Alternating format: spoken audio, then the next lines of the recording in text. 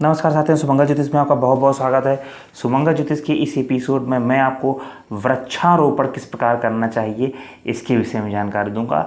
मैं आपको जानकारी दूंगा कि कौन से वृक्ष लगाने से क्या जीवन में फ़ायदा होता है, क्या फल प्राप्त होते हैं, इनके विषय में भी आपको जानकारी दूंगा। तो आइए वीडियो में आगे बढ़ते हैं और वीडियो को लास्ट तक देखते हैं।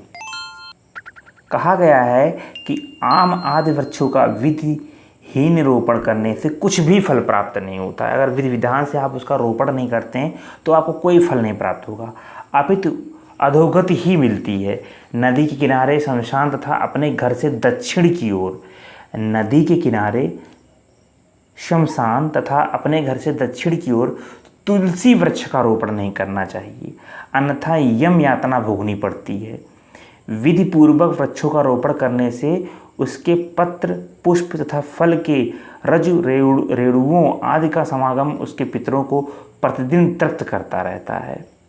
जो व्यक्ति छाया, फल फूल देने वाले वृक्षों का रोपण करता है या मार्ग में तथा देवालय में वृक्षों का रोपण करता है, वह अपने पितरों को बड़े से बड़े पापों से तारता है, उनको मुक्ति प्रदान करवाता है, में सहायता करता है।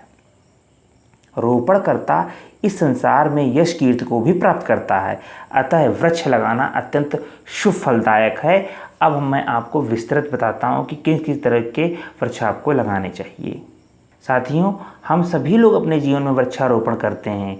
हमारे देश भारतवर्ष में पर्यावरण दिवस मनाया जाता है और पर्यावरण की शुद्धता के लिए वृक्षों का रोपण बहुत आवश्यक है। इसी विषय के महत्व को समझाने के लिए मैंने ये वीडियो बनाया है। बहुत से जातक मेरे पास जन पत्रिका लेके आते हैं और मुझसे तमाम तरह की विषमताओं, दुविधाओं और विपत्तियों के संबंध में प्रश्न पूछते हैं। मैं उनको आदि समस्याओं के समाधान के लिए तरह तरह के उपाय बताता रहता हूँ। उसमें आज मैंने ये वीडियो केवल इसलिए बनाया है कि जो भी जातक इन समस्याओं से सामना कर रहे हैं उनको इस प्रकार के उपाय करने चाहिए। वृक्षों से संबंधित उनमें क्या उपाय हैं, इस वीडियो में आगे जानते हैं। यदि कोई असत्य वृक्ष का रोपण करता है तो उसे 1000 पुत्रों के बराबर फल की प्राप्ति होती है। अशोक वृक्ष लगाने से कभी शोक नहीं होता है। पाकड़ वृक्ष उत्तम स्त्री प्रदान करता है। अगर किसी को उत्तम स्त्री का फल प्राप्त करना है जीवन में तो उसे पाकड़ के वृक्ष लगाने चाहिए। ज्ञान रूपी फल का भी दाता पाकड़ वृक्ष को माना गया है। विल्व वृक्ष दीर्घ आयु प्रदान करता है। अगर कोई बेल का वृक्ष लगाता है तो उसे दीर्घ आयु प्रदान होती है, ऐसा शास्त्रों में उल्लेख है, तो ऐसा भविष्य प्रमाण में उल्लेख है, ऐसा वेदों में उल्लेख है। जामुन का वृक्ष धन देता है और व्यक्ति को धन धान्य आदि से परिपूर्ण करता है, उसका दरिद्रता का नाश करता है। कुल मिलाकर मान लीजिए तेंदू का वृक्ष कुल वृद्धि करता है। अगर किसी के बच्चे नहीं हो रहे हैं, संतान वृद्धि नहीं हो रही है, कुल का नाश हो रहा है, तो उसे तेंदू का वृक्ष लगाना चाहिए। तेंदू के पत्ते के बारे में पढ़ा होगा आपने, उनके बारे में अच्छी तरह जानते होंगे। अनार का वृक्ष स्त्री सुख प्रदान करता है। किसी को यदि स्त्री सुख प्राप्त करना है तो उन्हें अनार का वृक्ष, जिसे दाड़िमा भी बोलते हैं, लगाना चाहिए। वाकुल का वृक्ष जो है पापनाशक होता है, ऐसे आपको वाकुल का वृक्ष लगाएंगे तो आपके पापों का नाश हो जाएगा। तिनिश बल बुद्धि प्रदान करते हैं। अजय तिनिश के पेड़ को जो है आप लगाएंगे तो आपके बल और बुद्धि में वृद्धि होगी। धात की, जिसे धौ भी बोलते हैं, स्वर्ग प्रदान करने वाला माना गया है। वट वृक्ष मोक्ष प्रदान करता है और आम का वृक्ष अभिष्ट कामना प्रद है। और सुपारी का वृक्ष, जिसे गुआक भी बोलते हैं, सिद्धि प्रदान करने वाला वृक्ष माना गया है। यदि आपको इन सब सब्जेक्ट से रिलेटेड सुख चाहिए, इन सब रिलेटेड से संबंधित समस्याओं का समाधान चाहिए, तो आपको इस तरह के वृक्षों का रोपण करना चाहिए। आज मैं इस वीडियो के माध्यम से इन विषयों पर प्रकाश डाल रहा हूँ।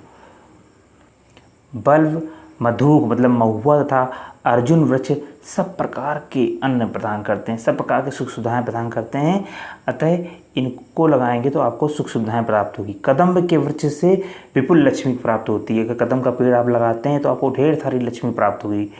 तितड़ी, इमली का वृक्ष धर्म दूषक माना गया है, इसलिए इसको थोड़ा सा बाग बगीचे में ही लगाना चाहिए। शमी का वृक्ष रोगनाशक माना गया है। यदि आप शमी का वृक्ष लगाते हैं तो आपको रोगों से मुक्ति मिलेगी। केसर से शत्रुओं का नाश होता है, शत्रुओं का विनाश होता है। अगर आप शत्रु बाधा से पीड़ित हैं तो आपको केसर का वृक्ष लगाना चाहिए। पनस मतलब कटहल का वृक्ष मंद बुद्धिकारक माना गया है, इसलिए कटहल के वृक्ष से बचना चाहिए। कटहल के वृक्ष का रोपण नहीं करना चाहिए, उसके बीच इधर उधर फेंक देने चाहिए। मैंने आपको वृक्षों के विषय में बताया है कि वृक्ष आप तभी लगाएं जब आप उसका अनुष्ठान करके लगाएं, विधिपूर्वक लगाएं, तब आपको उसके अच्छे फल प्राप्त होते हैं। कटहल के वृक्ष को आप ऐसे ही फेंक दीजिए, लगा दीजिए, वो लग जाता है। मरकटी केवाच एक कदम वृक्ष के लगाने से संतति का नाश होता है, संतान का नाश होता है। कदम के वृक्ष को ना लगाएं। शीशम, अर्जुन, जयंती, करवीर, बेल तथा पलाश के वृक्ष लगाने से स्वर्ग की प्राप्ति होती है। ये वृक्ष बहुत अच्छे माने गए हैं, फलदायक माने गए हैं। इनका धर्मपूर्वक अनुष्ठान करके इनका रोपण करना चाहिए।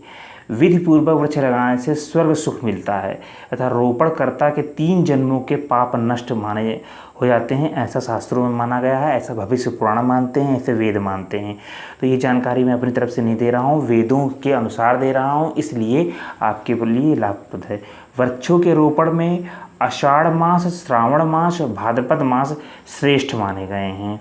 वृक्षों के रोपण में वैशाख मास श्रेष्ठ माना गया तथा ज्येष्ठ अशुभ माना गया है। तो जो अशुभ मास, जैसे जेठ का महीना जो अशुभ है, बहुत गर्मी होती है इसमें, तो आप वृक्ष का रोपण ना करें, बल्कि वैशाख मास में आप वृक्षों का रोपण करें, अति सुफलदायक है और वृक्ष आसानी से लग भी जाते हैं।